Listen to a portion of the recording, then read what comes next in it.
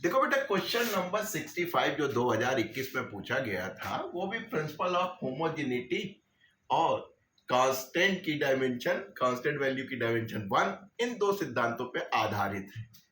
Force है तो जाहिर सी बात है फोर्स में जो भी जोड़ेंगे वो फोर्स होगा। तो आपने कहा F is equal to A cos BX, ठीक। तो ये भी फोर्स होगा प्रिंसिपल ऑफ होमोजेनिटी से, प्लस ये भी फोर्स होगा। आपको ए चाहिए थी, आप बड़े खुश हो गए कि भाई इतना हो गया। ये कांस्टेंट वैल्यू निकलेगी, कॉस की जो भी वैल्यू निकलेगी वो कांस्टेंट होगी, 30 डिग्री 50 डिग्री जो भी होगा ये कांस्टेंट वैल्यू होगी। कांस्टेंट वैल्यू की डायमेंशन होती सर ने क्या होता है 1 होती, यानी इसकी वैल्यू 1 हो गई। तो ए आपको मिल गया। तो यानी ए किसके की डायमेंशन किसके बराबर है बेटा, फोर्स के बराबर है। फोर्स आप जानते हैं मास इनटू एक्सीलरेशन।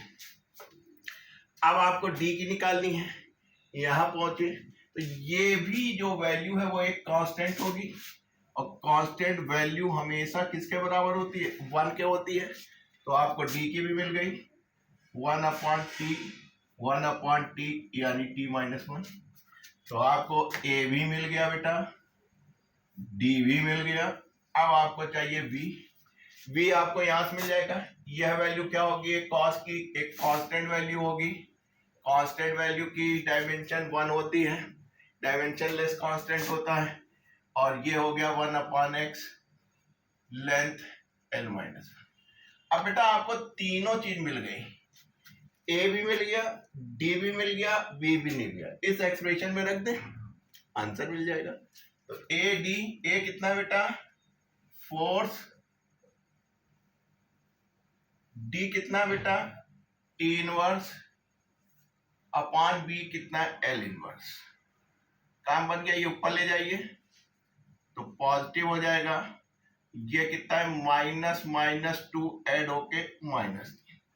इसका मतलब है AD अपॉन बी की वैल्यू किसके बराबर होगी ml² t-3 के। तो चीजें बहुत आसान हैं।